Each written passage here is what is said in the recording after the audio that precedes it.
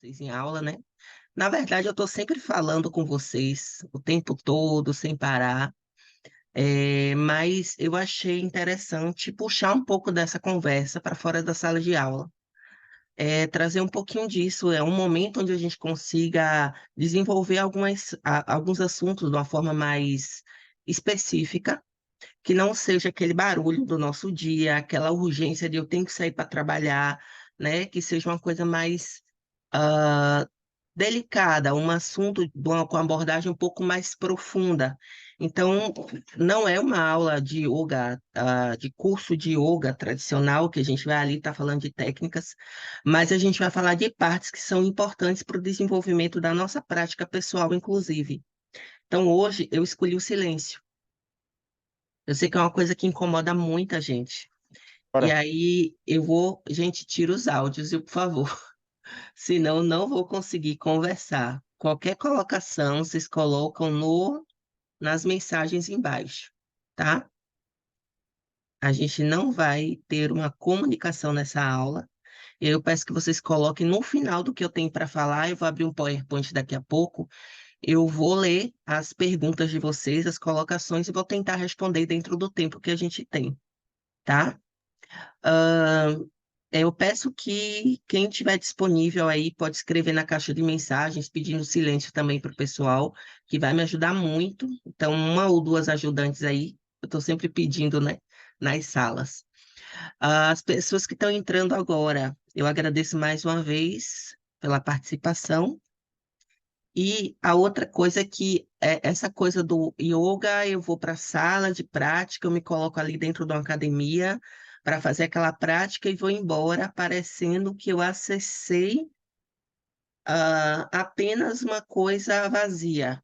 Aí, eu não sei se vocês já se perguntaram de fato, o que é yoga? É chegar aqui e fazer essas práticas, da entrada, dar risada, fazer aquela bagunça e ir embora? O yoga ele não foi feito para isso exatamente, né? Para confraternizar. Ao contrário, ele foi feito para você se interiorizar, para você evoluir como ser humano, e em todos os contextos da nossa vida.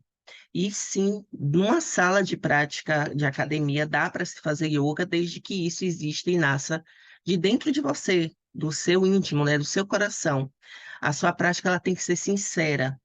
E uma outra coisa é, a prática do yoga, ela também não necessariamente ela vai ser direcionada a asanas. Asanas é uma parte de 8 partes que a gente tem no yoga.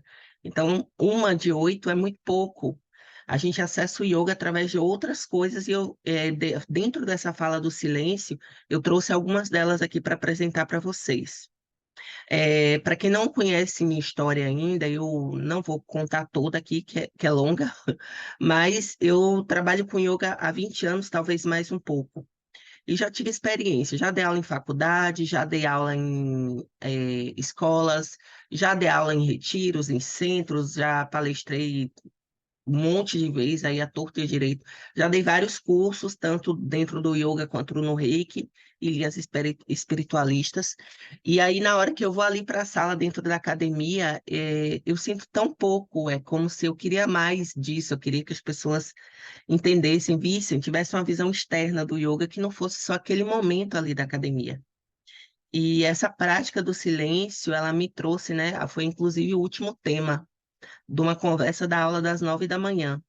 Eu sempre peço para os alunos fazerem silêncio, né, em momentos específicos.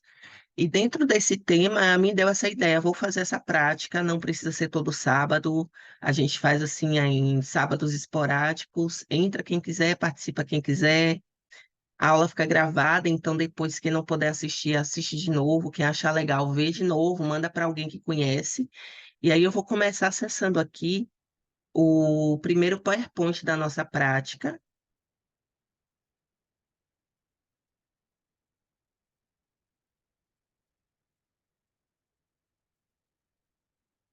Para eu começar a desenvolver um pouco melhor esse assunto com vocês. Não,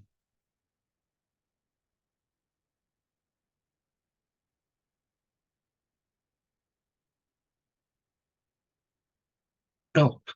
Então, essa seria, né, puxar vocês aqui para baixo um pouquinho para vocês verem as imagens. Essa seria, né, a minha chamada lá no Instagram, que eu compartilhei com vocês, e o nosso tema agora é o silêncio. É, o silêncio, eu falei no início e repito, né, é uma coisa que incomoda muita gente, porque eu percebo que talvez, e aí eu não julgo, tá, gente? Eu acho importante, inclusive, a necessidade de conversar, a falta de ter com quem conversar em casa. Às vezes você chega ali na sala de prática e tem assuntos específicos que a gente só trata ali naquele momento. E aí eu entendo toda aquela comunicação, né? Mas é importante a gente ter, né, momentos de silêncio, tanto ali na sala quanto fora da sala. Tudo que eu falar aqui é para a gente levar para a vida, tá? Não é para levar só para aqueles momentos lá da aula de yoga, não. Então, dentro da sala, o silêncio é importante para que você, como ser evolutivo, consiga criar um costume no seu corpo de parar e de se acalmar, de sair dos momentos de estresse, de entender quando o seu corpo entra em sofrimento em relação à dor, em relação à depressão, em relação à tristeza, em relação à ansiedade. A gente só tem essas percepções quando a gente silencia. Enquanto a gente está externando e colocando tudo muito para fora, e aí eu não estou falando no caso de procurar um psicólogo, tá? É diferente. Mas enquanto a gente está colocando muito as coisas para fora, está muito assim no mundo do corpo físico, das necessidades do físico, da fala, da audição, da escuta, do olhar, a gente distrai do que está acontecendo com nós internamente. Então, o ser humano ele precisa cultivar o corpo físico, cuidar desse corpo físico, e também precisa cuidar de todas as outras partes nossas, aquelas que ninguém vê. Então, tem uma frase que fala assim: quem é você quando ninguém vê? É dessa parte que a gente trata no yoga. Eu estou toda atrapalhada aqui com esses. Pronto, deixa aqui. Então, o yoga, ele é uma filosofia prática, né? Não apenas na mente para que ele deveria existir, mas também no dia a dia. E aí eu sei que algumas pessoas, aí eu volto àquela coisa, se você associa yoga, né, a asanas, eu espero que com essa conversa que a gente já tire essa ideia, né, das nossas mentes. O yoga não é asanas, o yoga é tudo que a gente vivencia no dia a dia. Mas como? Se eu levantar e fizer tudo que eu já faço? Não. É tudo que eu já faço no dia a dia com uma consciência diferenciada. E ele está presente em todos os momentos do nosso dia, né? Então você vê aqui esse bonequinho do lado, eu achei bem legal, que ele mostra todos os afazeres do nosso dia e pode ficar confuso. Como eu consigo associar yoga a tudo isso que eu faço durante o meu dia? Bom, então o yoga está presente ao acordar. Como? Na hora que eu acordo, eu respiro. A respiração por si só não, mas a respiração consciente faz parte do yoga. Eu senti a minha respiração nessa primeira abertura de olhos, em vez de eu ficar ansioso pelo dia que vem, não, eu trago a minha intenção, meu coração para a respiração. Então, na hora que eu acordo, eu aumento as minhas percepções nas nossas necessidades fisiológicas. Então, as pessoas levantam e vão para o banheiro. E aí, vocês podem perguntar assim, e isso é engraçado. Como assim? Eu vou no banheiro fazer o número um, número dois, e yoga está presente nisso? Como se é possível? É, gente. Porque as nossas necessidades fisiológicas, o número um, número dois, escovar o dente, tomar banho, pintar o cabelo, faz parte de uma parte do yoga chamada de crias, limpezas. Então, o nosso corpo é um veículo para a evolução da alma. Imagine o que acontece se você, do jeito que levanta, vai trabalhar, ou vai para a rua, ou vai para academia. Com o cabelo naquela situação, sem escovar os dentes e por aí vai. Eu acho que ninguém em sã consciência faz isso, né? A não ser que a pessoa esteja num processo, e aí a gente denota que pequenas ações do dia a dia denotam o seu processo de inquietação, ansiedade e até depressão. É sabido que as pessoas em estados de depressão profunda, elas querem ficar no escuro, elas não querem estar em lugares com muita gente, elas não querem tomar sol, elas não querem tomar banho, elas não cuidam dessas necessidades básicas. Então, na hora que a gente tem um olhar para essas nossas necessidades básicas de uma forma específica, a gente também começa a se atentar para processos mentais que podem chegar para a gente sem perceber. A depressão é um momento, é um processo silencioso. Ela não chega, cheguei, pronto, e se instala. Não, ela vai chegando lentamente nas pequenas ações do dia. É aquele dia em que eu me acordo mais tarde hoje, amanhã, depois eu tô sempre, começo a não fazer mais as minhas atividades do dia, começo a deixar de ter prazer nas coisas que eu tinha antes, e aí eu vou começar a reduzir, né, as coisas que eu fazia naturalmente, que me geravam uma atividade diária, um movimento diário, uma normalidade, se assim eu posso dizer, e eu começo a entrar ali em estados mais profundos, não tão positivos para os nossos corpos, né? Então, em outro momento da nossos encontros, eu vou estar falando quando a gente fala no yoga o que são corpos, para vocês entenderem melhor. Mas voltando aqui, né? Nas refeições, então, na hora que eu sento para comer, os praticantes de yoga mesmo, né, que tem ali o yoga como rito diário, eles têm um cuidado com a alimentação, escolhendo ali os melhores alimentos. Alguns evitam carne, isso não é uma obrigatoriedade, mas alguns veem isso como um processo de limpeza, assim, algumas linhas. Alguns tentam comer comidas mais naturais possíveis, e não só nesse sentido, mas no sentido em qual velocidade você come. Você sente o cheiro da sua comida, você sente o sabor da sua comida. Qual a quantidade que você está comendo? É por compulsão, é por prazer, é por ansiedade? Então, na hora que a gente se coloca presente em tudo que a gente faz, a gente começa também a ter outras percepções da nossa vida. Então, no trato com outras pessoas, né? Aquela coisa de não levar nada para o lado pessoal, de respirar duas vezes antes de dar uma resposta, de estar sempre prestando atenção aos movimentos, a ter cuidado para não ofender as pessoas, não só nas palavras, mas nas ações, porque aí a gente pode perguntar assim, ai, mas por que que eu tenho que estar preocupado com o outro? Porque se eu não quero o mal para mim, eu acho que acredito que também a maioria das pessoas não queira para o outro, né? Então, na hora que a gente está ali cultivando o nosso espaço, o nosso meio, da melhor forma possível, tratando o outro da melhor forma possível, e a gente sabe que mesmo fazendo tudo isso, a gente ainda às vezes, né? Como diz a minha avó, ainda sai como errado. A gente ainda tem ali, né, algumas falhas, porque a gente não tem assim, ainda esse nível de perfeição, mas a gente dá o nosso melhor. Então, tem um livro chamado Os Quatro Acordos, que eu sempre falo sobre ele, ou Os Quatro Compromissos, que ele fala sobre esses quatro compromissos que a gente deveria ter como ser humano, né? Um deles é, dois deles, não levar nada para o lado pessoal e fazer o melhor de si todos os dias. E aí a gente tem também nesse momento aí o trato com as pessoas e com você mesmo. O melhor de si todos os dias não é chegar ali, ai, que merda, não consegui fazer aquela postura. E daí? Mas você chegou lá, mas você fez, você se doou. A sua energia naquela hora era para aquele momento. Então você não pode se agredir verbalmente ou mentalmente com esse tipo de coisa, né? O trato, a forma com que eu me trato internamente também vai ser a forma com que eu trato o outro. Vocês têm consciência de como isso é sério?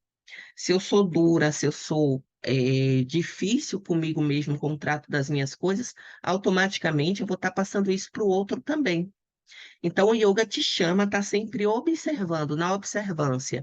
Dentro dos yamas e niyamas, a gente tem um que chama Svadhyaya, autoestudo. Esse autoestudo não é pegar um livro sobre yoga e ler, isso não vai te dizer absolutamente nada.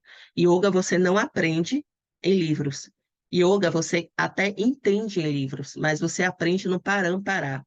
Você escolhe um professor e esse professor, no dia a dia, ele vai te passando ali o que é yoga. Entende? Então, a gente tem técnicas que ela é desenvolvida verbalmente, só dá para entender verbalmente. Até porque cada um tem os seus processos. Então, ter um professor para te guiar numa prática de yoga, tanto externa, asanas, respirações, crias, etc., quanto internas, que seria, poxa, o que mudou na minha mente? Como a minha mente está agora? Como eu me sinto quando eu entro numa sala de yoga? Quando eu me sinto quando eu saio? O que acontece comigo quando eu passo meses sem praticar? O que acontece comigo quando eu estou praticando regularmente? Isso tudo é um autoestudo. Quando eu acordo chateado, o que aconteceu no dia anterior que me deixou chateado? Autoestudo. A pessoa fez determinada coisa que não pareceu ser nada demais naquela hora, mas eu fico ali. digerindo aquilo durante o meu dia inteiro, e no final do dia eu tenho uma gastrite, eu tenho uma insônia, eu tenho várias situações que eu vou estar ali colocando no meu corpo, de dentro para fora, por conta de algo que eu não trouxe para a percepção. E então, outra dica que eu trago para vocês aqui é: faça um diário, né? Experimente aí durante uma semana fazer um diário de emoções, 3 vezes ao dia. Então, tenho de manhã, de tarde e de noite. O que aconteceu de manhã? Como foi meu dia? Ah, legal, interessante. Fiquei alegre. Ponto zero. Ponto zero é quando não acontece nada que me deixa muito feliz, nem muito triste. Eu estou ali bem, estou bem. Ah, mas de tarde eu me chateei porque alguém fez uma cobrança indevida. Investigue essa chateação, porque ela não é só pela cobrança. Então, você vai digerir aquilo ali, olhar para aquilo ali, de fato, não de noite, perder o sono, porque ainda está pensando naquela cobrança indevida, mas não digeriu. Não pensou de fato sobre por que aquele sentimento, aquela ação externa te afetou internamente. Então, essa coisa do autoestudo, ela traz muito disso também. Eu perceber de como as ações externas, e sempre vai ter ações externas, gente, sempre, né? O outro não tem que mudar, quem tem que mudar sou eu, sempre. Eu não tenho que esperar que, por exemplo, um órgão do governo que sempre vai ser, sempre está daquele jeito ali, sempre vai ser, ter aqueles trâmites, mude. Não, eu tenho que mudar a minha atitude diante daquilo. Eu já sei o que vai acontecer, então ficar ansioso não adianta. Xingar também não vai adiantar. Então, é respirar e digerir aquilo ali da melhor forma possível para que você não entre em sofrimento depois. E aí a gente tem aqui também o yoga nas práticas físicas, que é as que vocês mais conhecem, né? Asanas, respiração, né? Crias, a gente até fala pouco, mas os crias, vamos trazer ali para a nossa higiene antes de entrar na sala, seriam os nossos crias iniciais, né? Mas eles vão além disso aí, né? Muito além disso. Então, a gente tem asanas e pranayamas, né? E aí alguém vai falar assim, ah, Rafael, também tem aquela hora que eu relaxo.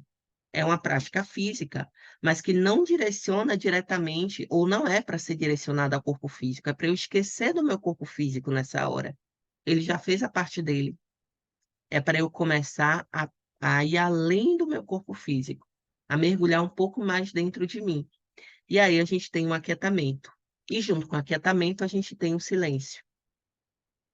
Então, tudo isso que eu falei até aqui agora, vocês percebem que depende de eu estar em silêncio internamente, e às vezes muito até externamente, para que eu consiga perceber todas essas coisas. Se eu sou uma pessoa que fala desmedidamente na hora que eu estou comendo, eu não percebo o sabor da comida. Gente, eu não estou falando de confraternizações, não estou falando de um evento que vai todo mundo e está ali brincando, não. Estou falando do seu dia a dia, em momentos que você vai estar ali repetindo diariamente. Então, nesse momento, você ter esse cuidado. Tem pessoas que têm costume de botar o celular para ficar ouvindo alguma coisa ali. Não, tenta pelo menos 10 segundos das primeiras garfadas, respirar, sentir a comida e depois você, porque é difícil a gente mudar os hábitos, né?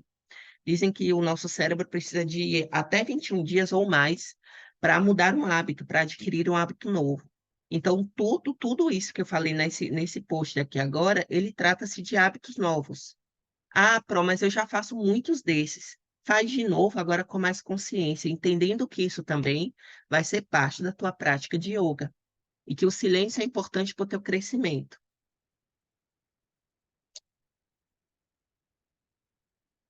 Bom, o yoga surgiu há mais de 5.000 anos e é uma prática xamânica ancestral indiana que tomou o mundo por ter métodos estruturados de como conduzir o ser humano à iluminação.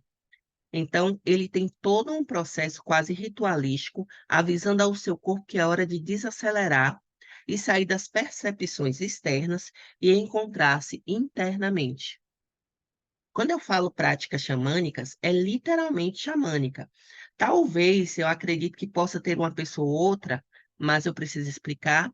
associe o xamanismo a coisas de indígenas. Não, xamanismo são práticas ancestrais, tudo aquilo que veio antes das civilizações, vamos dizer assim, mais modernas. Então, por exemplo, aqui no Brasil, teoricamente, o Brasil teria é xamânico. Por quê? Porque o Brasil, a gente tem ali estruturado com os indígenas, que têm suas práticas direcionadas ao culto à natureza. O yoga ele foi criado no meio da floresta. Ele foi criado no meio daqueles que andam com os animais, né? No meio daqueles que andam pela floresta e vivem da floresta. Ou seja, em um momento em que se existiam casas, mas não existia um apego sobre bens. Em um momento em que as pessoas mal tinham roupas para vestir porque não tinha tanta necessidade assim, em alguns locais, apenas quando se fazia frio. Em momentos em que e escutar a terra era importante. As pessoas tinham que sentir o barulho das árvores, tinham que saber qual a lua que estava naquele momento. Elas não tinham tecnologia, então elas tinham que perceber o mundo ao redor delas. E para perceber o mundo ao redor, já era necessário o silêncio.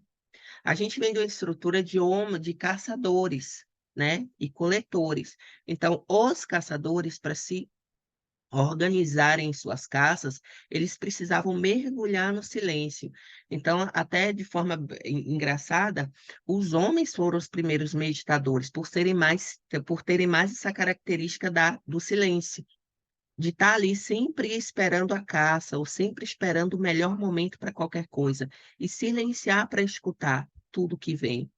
Escutar o neném que está na barriga da mãe, escutar o barulho que vem do centro da terra, escutar ou sentir o cheiro, né? Eu não sei se vocês já perceberam que quando vem uma tempestade, né? Quando vem aquela chuva muito forte, vocês já perceberam que vem um cheiro de chuva, a gente até diz assim, nossa, que cheiro de chuva. Mas dentro da cidade grande a gente tem uma percepção tão fraca disso. Quem costuma ir pelo interior ou para lugares de muita natureza percebe que a percepção da natureza é diferenciada. A gente escuta mais, a gente ouve mais os passarinhos, a gente ouve o barulho das árvores, a gente ouve a água, a gente ouve o mar. A gente sente os cheiros todos diferenciados e a gente conecta isso àquele lugar. Mas, na verdade, todos os lugares onde a gente está, a gente tem como ter essa conexão. Mas, para isso, eu volto lá para o início. Título: a gente precisa de silêncio. O yoga ele foi criado nesse meio. Para quê? Para que eu pudesse entender o mundo ao meu redor. E o ser humano, naquela época, ele viu o corpo de uma forma muito energética, não física como a gente. Não existia exame de imagem para saber o que é que estava acontecendo ali dentro do corpo das pessoas. Então, os xamãs nessa época eles escutavam, eles ouviam, eles sentiam. Eles colocavam as mãos para perceber e sentir os chakras, para ter uma percepção. Eles ouviam e escutavam, colocavam a mão na cabeça das pessoas, para entender como aquele ser humano funcionava. E para todas essas práticas, vocês veem que meio que a mídia e a nossa geração até ganha muito dinheiro fazendo essas práticas com nomes diferentes, né? Todas essas terapias de cura que a gente tem aí hoje, nada mais é do que ritos xamânicos antigos. Tenha o nome que for, a modernidade que tiver, quando você investiga, ainda tem essas características de toda essa ritualidade antiga, que a gente veio perdendo por falta dessa percepção, por falta desse silêncio. Bom, e aí eu vou e falo assim para vocês, gente, quando eu entrar na sala, façam silêncio. E aí existem dois tipos de silêncio, né? E vários, mas dois ali na sala. Um deles é, qual tipo de silêncio que é? A aula não começou ainda. Eu já tive a oportunidade de dar aula para estrangeiros. E é muito engraçado, estrangeiros que já praticaram yoga ao redor do mundo, eles chegam, sentam e ficam quietinhos, cada um no seu processo. E aí eu achei estranho, mas gostei muito, mas achei estranho, porque, gente, eles estão tão quietinhos que eu tô achando estranho essa turma. E aí tem o fator da gente ser brasileiro também, o brasileiro tem essa animosidade um com o outro, essa coisa de confraternização, isso influencia também, mas aí vem um outro silêncio, que não é só esse silêncio de ficar quietinho, é aquele silêncio em que qual é o assunto que está acontecendo ali na sala? São assuntos sobre o yoga, sobre como você se sente ali, ok, você está imergindo, você está começando a imergir na prática. Mas são assuntos aleatórios, como, por exemplo, você levar ali para dentro da sala uma tragédia que aconteceu na TV e e a galera começar a falar coisas ali absurdas na hora antes da aula, não faz bem, cria ansiedade. Você tem todo um dia para falar sobre todos esses assuntos. Na verdade, o nosso dia, se a gente for o tempo todo ligado em TV e rádio, a gente vai passar o dia sendo bombardeado com essas notícias. Então, a gente precisa fazer uma higiene mental. Eu sempre falo que o momento da aula de yoga é o momento da nossa higiene mental. A gente aproveitar esse momento para olhar para dentro e limpar a nossa mente de todos esses excessos. E também perceber como a gente está naquele dia e naquele momento. Bom, então a sala de prática é a representação do nosso templo interno. Se a gente começar a ver dessa forma, a gente vai entender que, peraí, para eu acessar o meu templo interno e estiver olhando aqui, sei lá, para colega aqui do lado, eu não vou estar acessando eu vou estar acessando o outro. E de uma forma bem errônea, inclusive, cheio de julgamentos e etc. Mas se eu fechar o olho e começar o que eu estou sentindo, o que eu estou pensando, o que eu estou percebendo, como está a minha respiração, eu estou ali acessando o meu templo interno. E eu gostaria que vocês levassem isso muito para a vida de vocês. Acesso o meu templo interno através da autopercepção. Quando eu fecho os olhos, eu fecho a porta para o externo. Então, eu consigo entrar nesse templo interno, é o nosso primeiro templo. O nosso segundo templo é a nossa casa física. Então, é uma outra coisa importante para vocês observarem. Pessoas em depressão, em estados de tristeza, ou elas ficam com mania de limpeza, ou elas ficam não tem higiene nenhuma dentro das suas casas. São dois extremos a se observar. A sua casa tem que ser um lugar acolhedor. Você tem que ter um ambiente acolhedor, um espaço seu. Ah, mas eu moro com gato, cachorro, papagaio, não sei o que, não sei o que. Todo mundo tem um quarto, nem que seja um cantinho no quarto que é só seu. Então, pega esse espaço, cria ali um cantinho seu, né? Nem que seja em cima da sua cama, respirando de olho fechado. Esse vai ser o seu espaço. E quem mora só, então, né? Eu não preciso falar nada. Toda a sua casa vai ser todo o seu templo. Se você tiver companheiros em casa, em que todas essas companhias sejam pessoas que vibram como você, melhor ainda. Bom, e aí a sala de prática é o templo aonde eu digo que é o conjunto, né? Tá todo mundo ali, a comunidade. Então a gente precisa também cuidar dessa comunidade, desse todo, desse encontro do todos. Como? É, tanto nas artes marciais quanto no Oriente como um todo, né? Não vou nem falar de artes marciais, no Oriente como um todo, respeitar o lugar onde se vive, não pisar de sapato dentro de casa é uma forma de respeitar o ambiente que se vive. A gente aprendeu isso da pior forma na pandemia, né? Que tirar, deixa os sapatos fora de casa. Mas é uma prática higiênica, não é um rito oriental, não é uma mania de japonês, não, nada disso. É uma prática higiênica. É uma forma de respeitar o seu templo, deixar os sapatos fora de casa. Tem alguns países que eles também tomam banho antes de entrar em casa. Claro que tem seus extremismos, né? Mas assim, ter esse cuidado, ou até calçar tem um outro calçado para dentro de casa, entrar, escolher as músicas que vão ser tocadas dentro de casa, porque baixa ou eleva a vibração da sua casa, manter a casa limpa, manter a casa com energia legal, cores que façam parte de você, que você olhe e diga assim: ai meu Deus, como é bom viver aqui. Então, se é assim que eu quero a minha casa, a minha sala de prática, né, que seja na academia ou em qualquer outro lugar, teoricamente teria que ser igual. Então, pisar dentro do tatame de sapato, por exemplo, significa pisar com os pés sujos dentro da sua casa. Entrar falando alto significa você desrespeitar todas as pessoas que estão ali presentes. Então, esses são pequenos ritos que a filosofia do yoga traz. E assim, para mim, traz uma paz.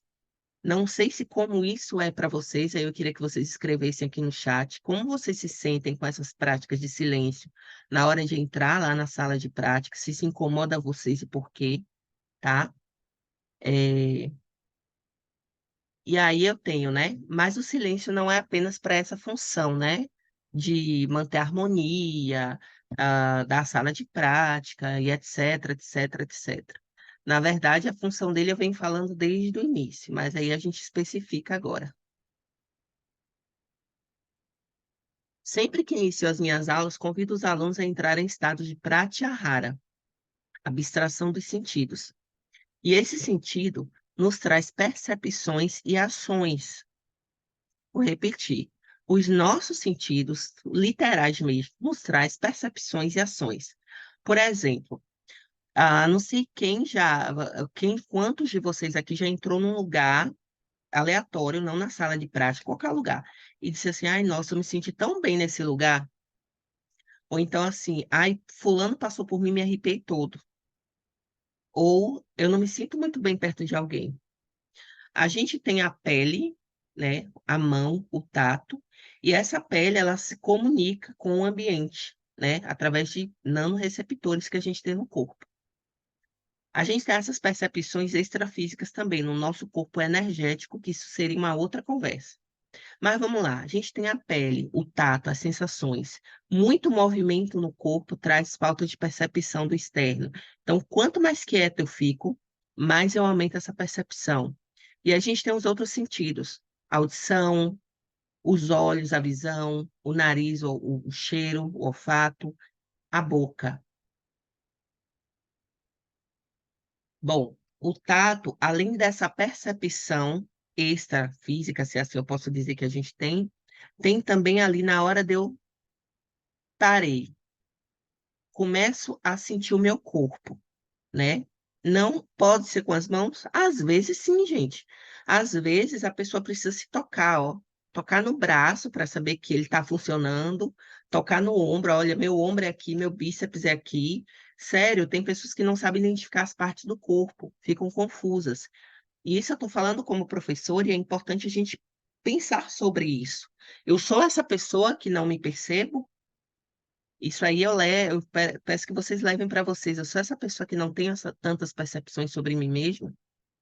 Bom, e aí o tato também, quando eu faço muitos movimentos com o corpo, eu perco. Eu perco de identificar os pontos gatilhos, os pontos de tensão e estresse do corpo. Eu perco de perceber aonde eu estou sentindo dor, aonde a dor aliviou. Eu perco muito quando eu não tenho muitas percepções sobre mim mesmo. Isso é muito sério, gente. É mais sério do que vocês imaginam. Muitas das dores que a gente sente no corpo, eu digo que não todas, mas pelo menos 30% delas podem ser diminuídas só pelo fato de eu perceber, de eu parar, aquietar, que seja deitado, que seja lá na sala de prática, e perceber, me perceber. Então, respirei. Peraí, meu maxilar está tenso. Por quê? Aí você relaxa, o maxilar relaxa. Então, a percepção faz com que o seu corpo comece a diminuir as dores dele. Uma informação. A outra, a audição. Quando eu escuto, eu silencio, né? Eu tiro essa coisa de, eu fico ali quietinha, só escutando, eu aprendo mais. O meu nível de atenção, ele é aumentado. Eu tenho atenção plena em relação a várias outras coisas. Então, eu aprendo sobre mim, eu aprendo sobre as orientações que estão chegando para mim ali naquele momento se eu estou em aula. Na hora que eu paro também para escutar, né? Eu tenho essa escuta externa que eu estou falando. Agora, a escuta interna é outra história. Na hora que eu estou quietinha, eu começo a ter a minha escuta interna. O excesso de pensamentos que chegam para mim, o tempo todo sem parar. Aí eu sempre peço a vocês, gente, por que vocês estão pensando o que estão pensando agora? Não é para ninguém falar, responder, né, as suas particularidades, não precisa. Mas é para pensar sobre isso.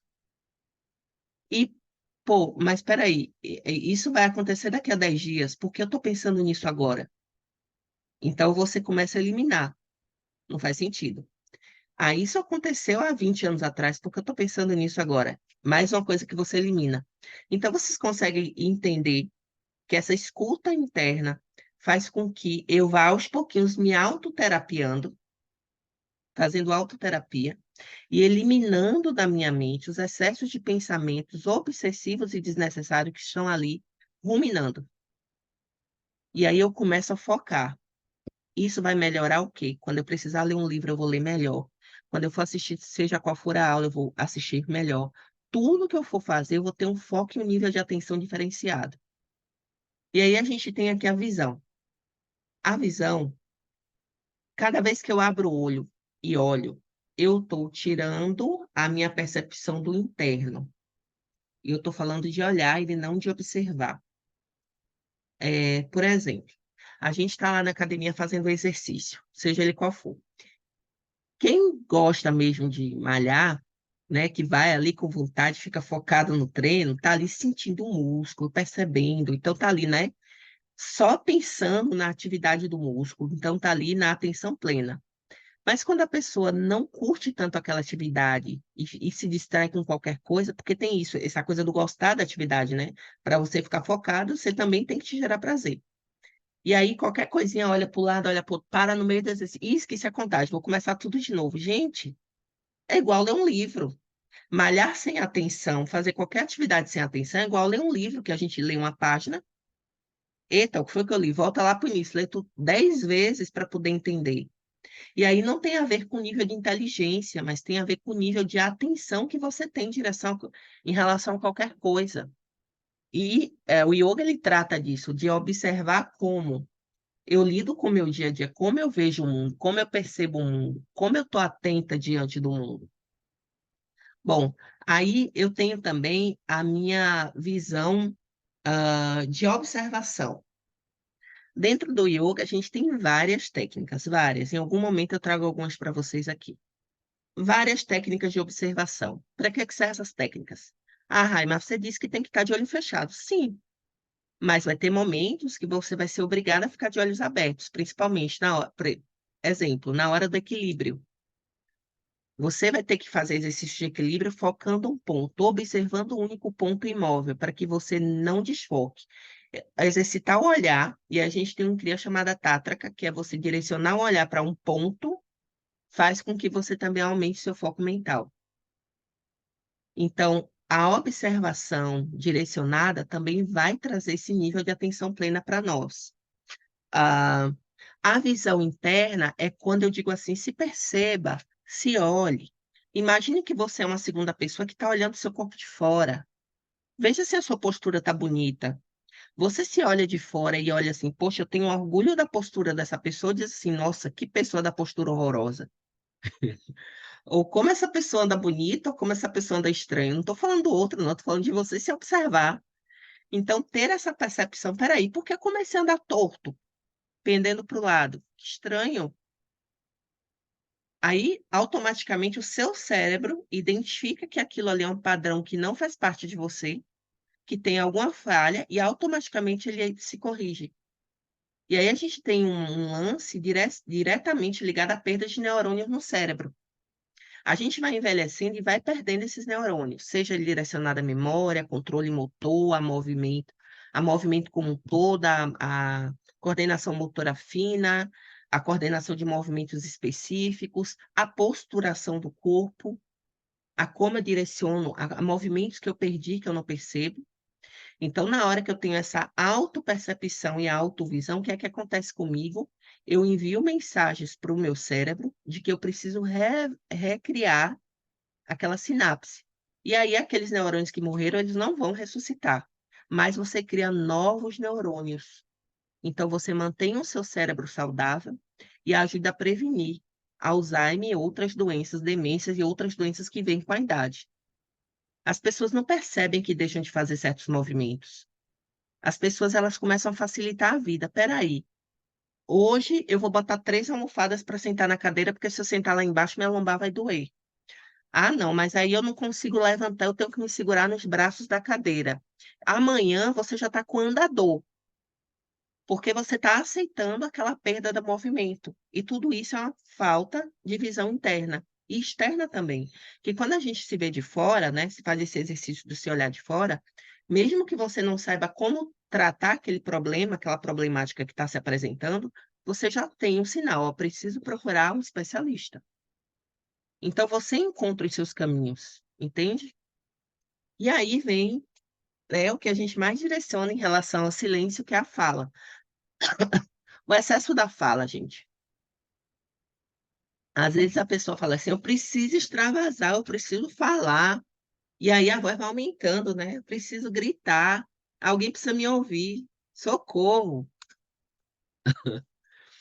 O excesso da fala, ela traz uma negação. Eu falo muito, e eu não estou falando de quem fala coisas que são coerentes, né? No momento da fala, não. Que fala aleatoriamente besteira, quer falar o tempo todo sem parar. Não consegue ficar quieto. Futuca 10 pessoas para falar ali, porque quer falar de qualquer jeito. É uma negação, porque na hora que ela se cala, ela tem que lidar com ela mesma, com a ruminação. Lembra da escuta? A ruminação, ela não quer escutar a ruminação interna. Então ela fala, fala, fala, fala, fala, fala, sem parar. Na hora que eu convido as pessoas a se calarem, gente, vocês não têm noção, dou aula há 20 anos. Eu não sei quantos alunos já passaram por mim, não tenho noção, mas com certeza acho que foi mais de 1000. E aí você olha para a cara das pessoas, algumas estão ali zen, confortável com aquele silêncio. Outras têm nitidamente, porque a gente não consegue esconder expressões faciais, né? Não consegue, a gente tenta, mas não consegue esconder todas. Nitidamente um desconforto em não estar falando. E aí vem aquela mania de perguntar toda hora, tá certo, tá não sei o quê, tá não sei o quê. Ah, mas eu tenho seguro, tem que saber se está certo. Calma, você está numa aula. A aula diz assim, ó, se perceba, então você precisa numa aula escutar mais do que falar. E não é uma aula que tem um assunto ali para prova que se você não entender aquele assunto você vai perder. Não, o único assunto da aula é você mesmo. Então, o exercício diário da aula é: como está seu pé esquerdo agora? Como está sua coluna? Está reta? Como está a tua respiração agora? O que você está sentindo atrás da sua cabeça? O que você sente quando fecha os olhos? Essa aula trata-se disso, de você perceber todo esse contexto. E eu não sei se eu consegui passar para vocês aqui a importância de realmente cultivar o silêncio. Nós temos os nossos ancestrais, né? Nossos pais, avós, mães, que não tiveram, a maioria deles, esse aprendizado. E aí a gente já acompanha ou já acompanhou essa ladeira abaixo de muitos deles, né? Essas doenças que vêm com a idade, esses problemas de saúde que vêm com a idade, as depressões que vêm, os desesperos, aquela sensação de estou perdendo tempo, eu perdi quanto tempo da minha vida, eu já estou aqui com 80 anos e agora eu queria ter feito tanta coisa. Às vezes as pessoas perdem tempo por não ter se percebido, por não ter dito não nas horas certas e por não ter se escutado também nas horas certas. Mas, gente, a gente não tem que julgar ninguém, nem se culpar por isso. A gente não aprende isso na escola, apesar de que eu acho que devia aprender desde pequeno, né? A gente devia aprender isso na escola, para que a gente já crescesse nesse caminho da autopercepção. E que é um caminho que desenvolve, ao longo do tempo, sim, a nossa espiritualidade. Desenvolver o espírito está longe, muito longe de qualquer religião, não tem a ver com religião, tem a ver com você consigo mesmo. Como você lida com você mesmo? Isso é elevar o espírito. Agora, é claro que se você ainda quiser procurar uma religião e tiver, melhor ainda. Mas você sozinho tem que estar bem e não estar dependendo de nada nem ninguém para isso. O yoga traz essa liberdade. E aí eu trouxe aqui uma imagenzinha rápida de como o cérebro, né? Ah, não tem outro aqui não. Como o cérebro nosso funciona. Quando eu estou em beta, ou seja, entre 14 e 21 ciclos por segundo, eu estou no estado de alerta. Em delta, eu não tenho nível de atenção plena. Eu estou o tempo todo aqui. Eu tenho que fazer isso, tenho que fazer aquilo, eu tenho que subir, eu tenho que descer, eu tenho que fazer. Quando eu estou malhando, eu posso estar em beta. Sim, a maioria das pessoas está, mas eu também posso estar em alfa. Eu posso estar ali tão concentrado que eu acesso um estado alterado de consciência. E o meu treino vai ser um treino diferenciado, tá? E aí eu entro em alfa, né? Alfa é a frequência que eu preciso que os alunos estejam na sala de prática. É ideal para meditação, e você fala, não, Rai, mas como é que eu vou entrar em alfa se eu tenho ali que fazer aqueles asanas difíceis, eu tô ali suando, eu tô ali com tudo doendo, me tremendo todo. Entra, porque é estado alterado de consciência e nível de atenção. Eu sempre falo que os asanas, você pode olhar para ele, assim como para musculação e com outras coisas, como meditação em movimento. É o meu primeiro acesso ao estado de quietude da mente. é eu estar ali presente só naquilo que eu estou fazendo, ponto. E não deixar que mais nada interfira naquele momento. E uma das coisas que eu vejo que hoje em dia atrapalha muito é esses relógios, né? Que o pessoal, acho que é smartwatch, eu não sei se é esse o nome, tá? Me corrijam aí se eu estiver errada. Que o pessoal não quer tirar do braço e fica o tempo todo olhando o relógio, olhando mensagem que chega no meio da aula. Isso é qualquer aula, tá? O ideal é que você tirasse tudo, relógio, celular desligado, tudo, e fica ali uma hora, se dê de presente esse momento, se dê de presente esse silêncio, essa quietude. Você realmente fazer algo de coração, entrar naquilo de cabeça. E aí a gente tem o teta, né? O estado teta é aquele estado que nós todos deveríamos encontrar quando a gente está em estado de relaxamento ou yoga nidra. É quando eu realmente me desconecto do meu corpo, estou ali além da minha mente. E aí as pessoas começam a ter percepções extras, né? Que em um outro momento a gente fala disso. Então, assim, gente, como o silêncio é importante, né? Para a gente fazer tudo na nossa vida. O silêncio, ele pode nos levar a estar em estado alfa, em estado teta, e melhorar a nossa vida em várias funções, principalmente no envelhecimento do cérebro e não deixar o nosso cérebro envelhecer, e melhorar todas as nossas funções diárias, e melhorar os nossos níveis de aprendizado. E quem nos guia até a frequência alfa e teta é o estado de abstração, né? Aquele que eu falo, estado de pratyahara, abstraia os sentidos. E também é a nossa respiração. Um ser desconectado da sua respiração, se não souber respirar, e a respiração yoga, ela vem o quê? De boca fechada. E aí vocês já começaram a fazer os links agora, que a boca fechada é importante também por isso, além de todo o contexto do silêncio. Se eu estiver desconectada na minha respiração, eu estou desconectado de mim. Nossa respiração é literalmente o nosso sopro de vida. Quando as pessoas entram naqueles estados de depressão profunda, elas estão desconectadas dela mesma.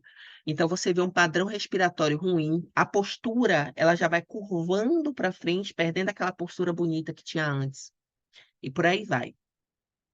Então, lá como eu falei no início, né, da nossa prática, disse assim, o corpo é o meio para a evolução do espírito. E aí eu vou deixar vocês com essa frase, que eu vou repetir: o corpo é o meio para a evolução do espírito. Se a gente cuida do corpo com todas essas coisas que eu falei com vocês aqui agora, a gente consegue ter um espírito evoluído e a gente consegue ser melhores como pessoas. Mesmo que alguém diga assim, ah, mas eu sou ateia ou ateu, não acredito em nada, mas você acredita no corpo que tem, né? Pelo amor de Deus, é o mínimo. Então, mesmo a pessoa que se diz ateu, ela ainda assim tem um corpo e tem sensações. Então, melhore isso. Você vai melhorar para os seus familiares. Vai ser uma pessoa que vai ter um envelhecimento melhor, que leve para esse lado no mínimo. E aí eu convido vocês a fazer uma prática, tá? A gente vai fazer uma prática de abstrair os sentidos. Quem não puder fazer agora não tem problema, fica só na escuta, tá? Quem quiser fazer deitado, fica à vontade. Quem puder fazer sentado, é só ficar quietinho. E aí eu vou tentar fazer um estado de pratyahara rápido, só que depois da aula teórica, né, levando vocês a perceber esses sentidos, né, de uma forma mais explícita agora. Vamos lá? Então, quem puder se ajeitar, organizar a postura, soltar os braços, puxar os ombros para trás, né? Tá ali presente no momento, no nosso momento agora. Deixa eu só fazer uma coisinha aqui. Pronto. Então eu peço aí que todos vocês se concentrem, tá? Organizem sua postura. Imaginem lá, ó, nosso centro interno de cada um de vocês é o seu corpo, o seu templo, o seu espaço sagrado. Feche os seus olhos, leva atenção para a respiração, começa a se perceber, respira. Direciona essa respiração lá para o fundo dos pulmões, ó. Sente o abdômen se expandir. Sente o abdômen entrar. E quanto mais devagar vocês respirarem, vai ser melhor. Por quê? Eu quero que vocês levem a atenção para a sua pele. O que sua pele está sentindo agora? O que o seu pescoço está falando com você? O que ele está sentindo? O seu maxilar, a sua coluna, todo o seu corpo conversa com você agora. Seus pés, perceba toda a sua pele, os seus músculos. Se perceba. Respire ainda mais profundo. Comece a perceber todos os sons que estão ao seu redor agora. Todos. Abra sua audição. Escute tudo.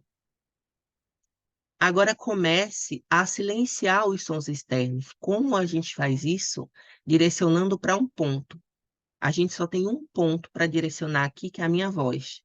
Então, direciona toda a sua escuta para o que eu estou falando com vocês agora e começa a isolar todo o externo. Se concentra, respira profundamente mais uma vez.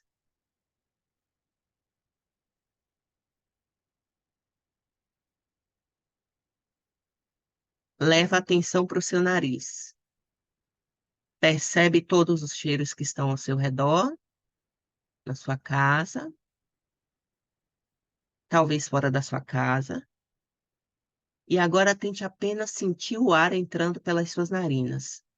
Não se apegar ao cheiro, se está incomodando, se está bom, não. Não se apegue à sensação que o cheiro está te dando, mas modele ele. Comece a colocar o ar com mais vigor para dentro e sentir esse fluxo de ar entrando pelas suas narinas de fato.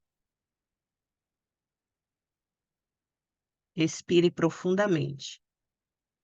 Concentre-se.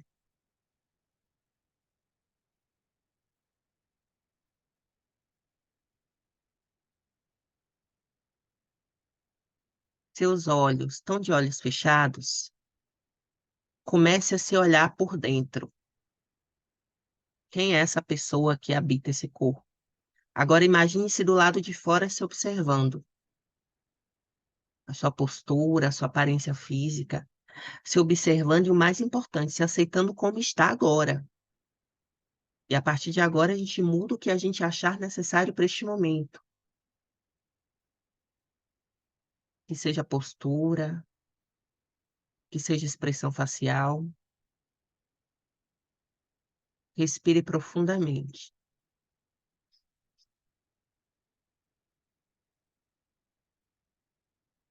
Agora observe as suas falas internas, né? Toda a ruminação que vai na sua mente, no seu cérebro.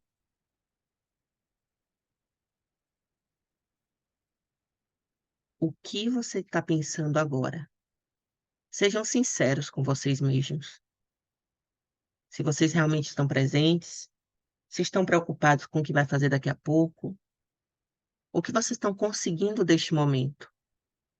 E esse é um exercício de observar todos esses sentidos que vocês devem fazer diariamente, ou pelo menos tirar um dia na semana para fazer. Aquieta e vai ali, sensação por sensação, órgão do sentido por órgão do sentido, observando cada um deles e fazendo com que o seu cérebro baixe as frequências e acesse o seu melhor estado, que é de quietude interna.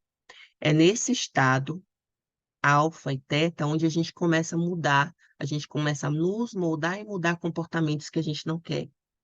É onde a gente toma as decisões mais acertadas sobre nós mesmos e onde nós nos tornamos pessoas melhores.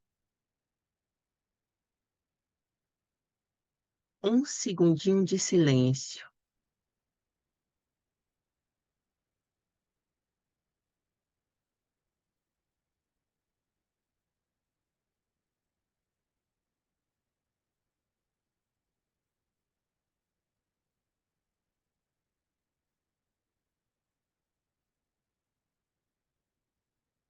Inspire, encha os pulmões de ar. Abram os olhos.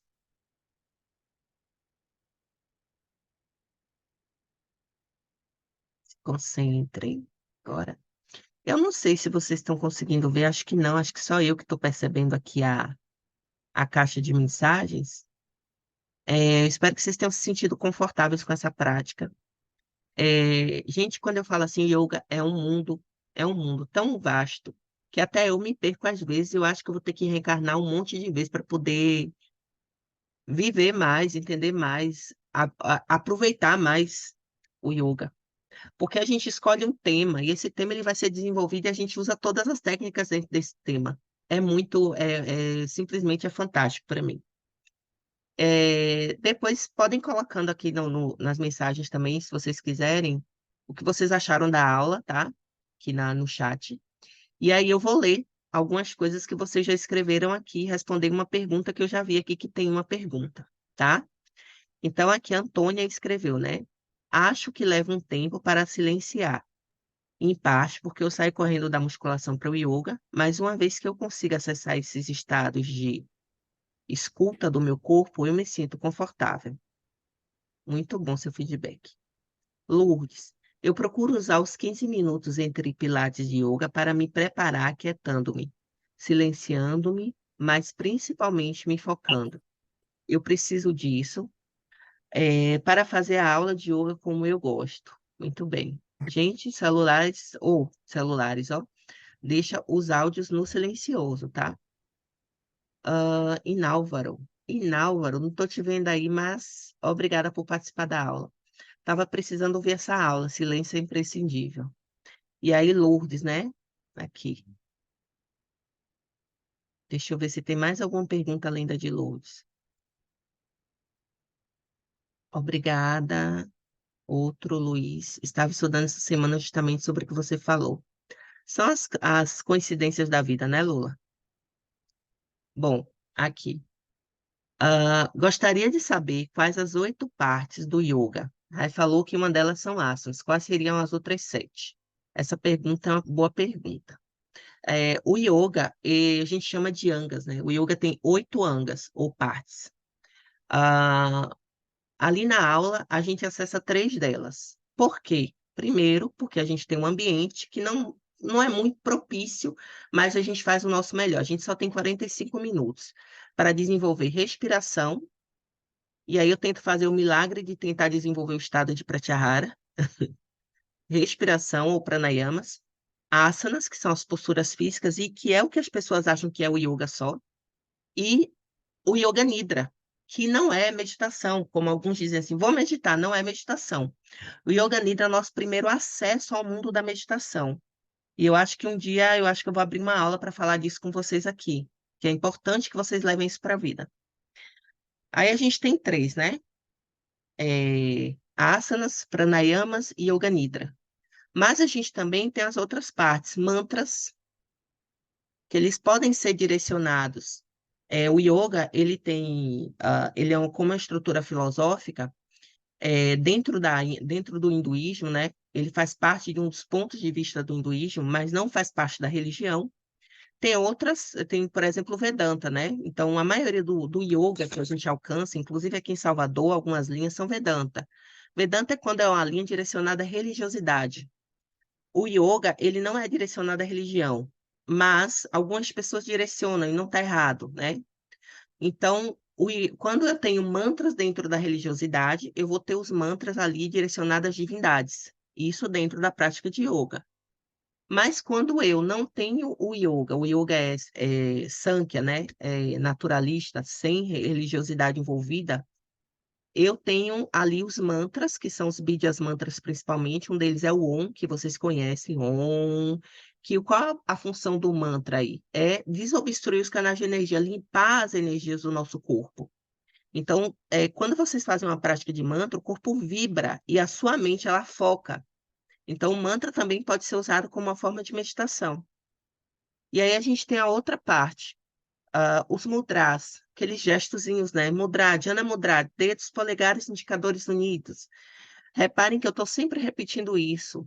Aula de yoga sem mudra não é aula de yoga, gente. A gente precisa desses canais de energia fechado. E aí eu teria que falar a vocês da parte do corpo energético. Por que que eu uso mudras específicos? Para fechar os meus canais de energia. Na hora que eu respiro no yoga, não é só o ar que eu estou absorvendo, é bioenergia, é prana. Então, na hora que eu absorvo essa bioenergia, que alimenta o meu corpo de energia física, faz com que a minha memória fique melhor, o meu corpo tenha mais energia e eu consiga ter força de evolução, eu preciso também fechar o meu corpo para não perder essa energia. Nós só somos seres de trocas, nós temos pontos de abertura e fechamento de energia. Então, na hora que eu faço isso aqui, eu estou fechando a minha energia, fecho a minha energia, fecho a minha energia. Todos os mudras vão servir para fechar ou passar energia. E aí vocês percebem que já é outra história, seria outra aula, é um outro mundo, tá? Pernas cruzadas dentro do yoga, também para fechar as energias. Então, tudo no yoga tem um porquê, não é nada por acaso.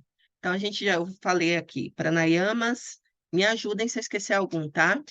Mudras, asanas, yoga nidra, crias, que eu falei também. Os crias são as limpezas. Então, eu tenho crias mentais, que eu já falei alguns aqui nessa aula, e tem os crias que são desde as higienes, né, matinais que a gente faz, né, que é tomar banho, escovar o dente, como, por exemplo, limpar o intestino. E aí no yoga tem técnicas de limpeza do intestino, que é o- os rástricos, kapalabhati, não. Eu esqueci o nome da técnica agora, tá? Mas eu vou lembrar. Se Lula, se você lembrar, me relembre aí agora. Sim, obrigada. Que são movimentos que a gente faz com o abdômen, que solta as vísceras, né? Ajuda a soltar ali o que fica preso nas vísceras, e aí faz com que a gente vá no banheiro melhor. Se é que eu explique assim, dessa forma. Tem crias que também servem para limpar o meu centro de energia, meus canais de energia. Então, a gente tem eles com mais intensidade, como, por exemplo, o Kapalabhati, que limpa com mais força os meus canais de energia por onde passa o prana, mas não limpa só os canais energéticos que eu não vejo, não. Limpa os meus canais físicos também, como, por exemplo, as minhas fossas nasais, né, que são os seios nasais que tem aqui entre as bochechas, aqui nessa região da testa. Então, pessoas que têm sinusite normalmente têm um tipo de infecção nessa região. A prática dos crias ajuda a limpar e ajuda a gente a viver de uma forma mais saudável. Isso é só um exemplo, gente. São vários crias, tá? Então, já falei crias. A gente tem yamas e niyamas, que são as normas éticas e comportamentais. Vedanta não é uma parte do yoga, não, viu, gente? Viu, Lourdes? Vedanta não é uma dessas partes. Vedanta é um ponto de vista filosófico. Nauli cria. Obrigada, Loura. Rapaz, esses alunos meus estão demais, viu? Deixa eu só abrir aqui as perguntas.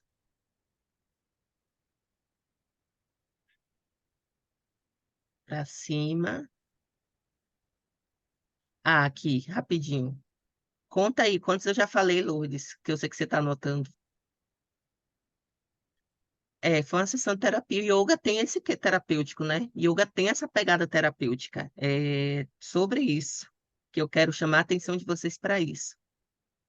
Ah, estou melhorando para melhorar. Samadhi.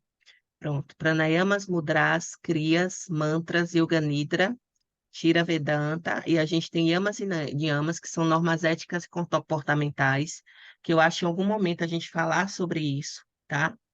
A gente tem os pujas, yamas e niyamas, não dá para falar agora rápido, porque é um tema, é um assunto muito. Tem livro só disso, só para vocês terem ideia. Tem vários livros só disso. É, e a gente tem um puja. Puja não é adoração. No Oriente, o puja é quando você tem respeito por um lugar, ou por uma pessoa, ou por uma divindade. Então, por exemplo, por que sempre o oriental faz assim?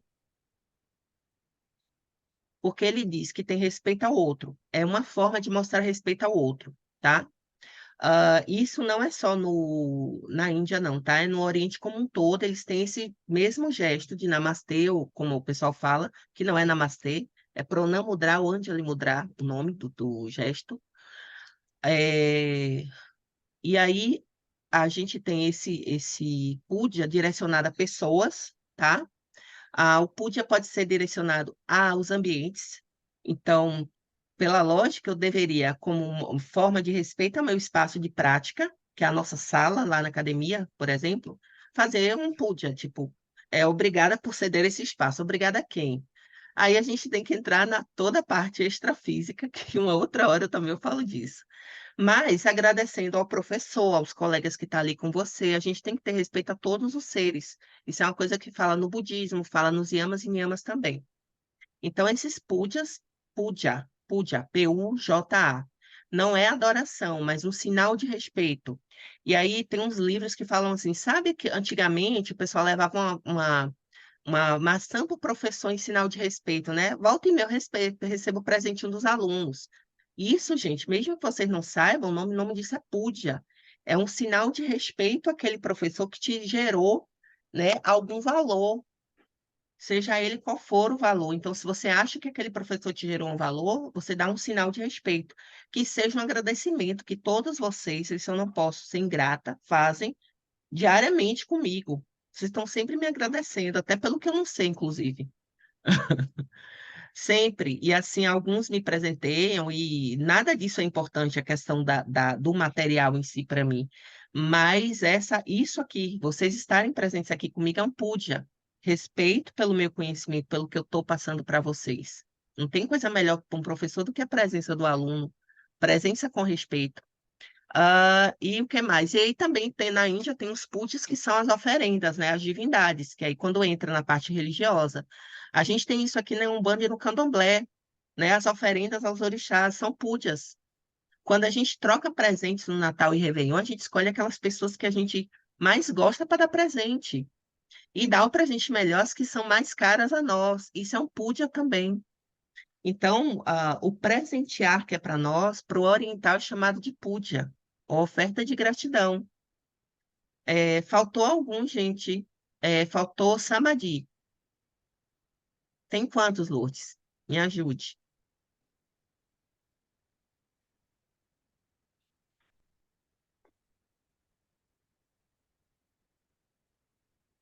Nauli cria um movimento para limpeza intestinal. Todo mundo consegue ler o chat, gente?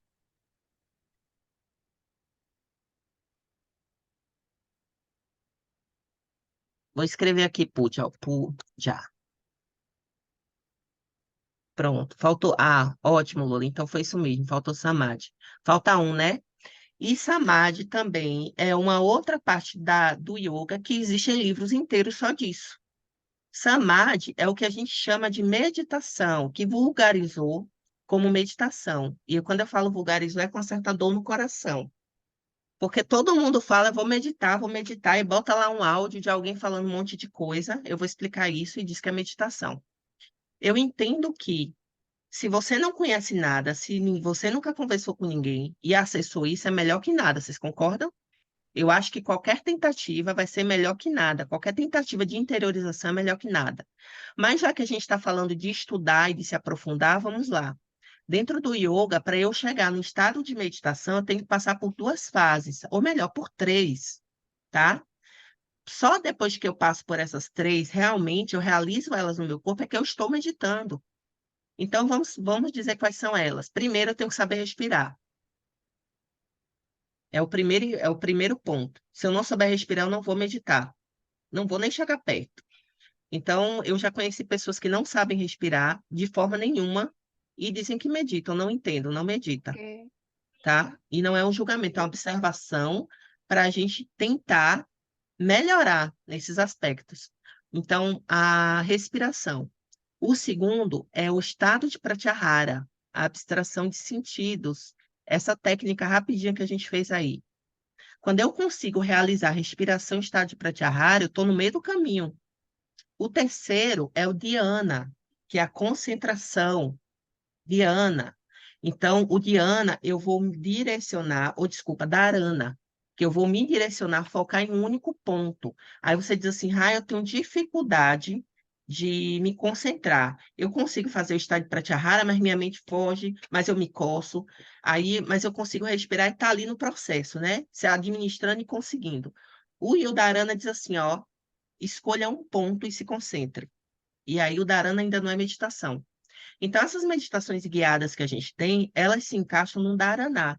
nessa terceira parte que ainda não é meditação.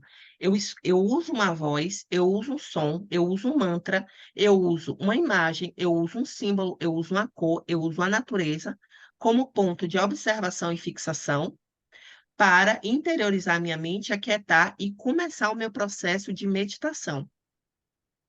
E aí eu tenho depois do Dharana o Dhyana, que seria a meditação, traduzindo é a meditação de fato, que é onde a minha mente se realmente mergulha em um silêncio, aí você diz, ai, mas eu vou parar de pensar. Não, tá todo mundo ali, ó. Imagine você aqui parado, e um enxame de abelha, um monte de gado, um monte... É isso que acontece quando você está meditando. Tudo está ali o tempo todo. Só que você não está com tudo. Tudo está ali. Fazer que nem o filme, é tudo ali em todo tempo, ao mesmo lugar, ao mesmo tempo. O mundo é uma loucura. Só que você não está com tudo isso. Você está com você. E aí, na hora que você tem ali aquele momento de paz em que você respirei, tô vendo tudo aqui, mas nada tira a minha paz, você começa a entrar num estado cada vez mais profundo de meditação. Essa profundidade não é numa sentada que você consegue, é na prática é de longos anos. Praticando, praticando, e quanto mais você pratica, mais você emerge, você já passa direto para aquele ponto. Cheguei nesse estado, já entra. E aí, o seu estado de consciência, lembra das frequências cerebrais que eu mostrei? O estado alterado de teta é ativado. E é nesse estado em que você se modifica como pessoa e melhora. Quando você volta desse estado, você começa, poxa, eu me chateava tanto com determinada coisa e agora aquilo não faz mais sentido. E aí você volta. Cada vez que você volta desse estado de meditação profunda, muitas coisas que te incomodavam, muitas coisas que te tiravam do eixo, muitas dores, muitas coisas começam a perder o sentido. E aí você vai mudando como pessoa. Por isso que é tão válido, gente. Tem toda a parte física, né, que eu falei aí do cérebro e tal, em relação às práticas do yoga e da própria meditação e da atenção plena, mas tem toda essa importância de eu ser uma pessoa melhor diariamente. Por exemplo, tem gente que fala assim, eu não consigo sair de um determinado vício. A meditação é um caminho para sair de vício. Não é fácil. Não estou dizendo que é fácil. É muito difícil, gente. Você passar por esses três primeiros estágios e conseguir dominá-los, você tem que realmente querer. E aí a gente tem uma palavra muito forte dentro do yoga, que é a disciplina, que é onde a maioria perde, né? Que desiste no meio do caminho. É a falta da disciplina. Mas o yoga ele é muito poderoso. Ele tem todas essas oito partes. Então, os asanas te levam a ter uma disciplina física, os pranayamas te levam a desacelerar a mente, os kriyas, já é comprovado cientificamente que quando você tem um intestino limpo, por exemplo, a sua mente ela se liberta também de alguns vícios, de alguns padrões de pensamentos negativos e obsessivos. Isso eu desenvolvo mais quando eu falo só de kriya. Então, assim, todas essas práticas corporais que nos levam à interiorização nos tornam um indivíduo melhor e vai mudando os nossos padrões internos. Lourdes, eu respondi sua pergunta.